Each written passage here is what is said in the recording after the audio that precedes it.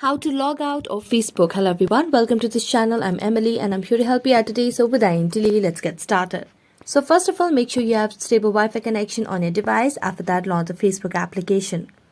Here, make sure you are logged into your account. Now as you log into your account, tap on your profile at the top right corner of the screen. As you do that, scroll down to the very end over here and here you'll be able to see the option of logout. So all you need to do is just tap on this logout option. So as you tap on logout, it will give you a pop-up of the option if you really want to log out of your account. So you have the option to cancel or log out. So just tap on logout. And as you tap on logout, it will start logging you out of your Facebook applications on your device. So as you log out, it will look something like this, where you can just tap on continue or you can use another profile over here.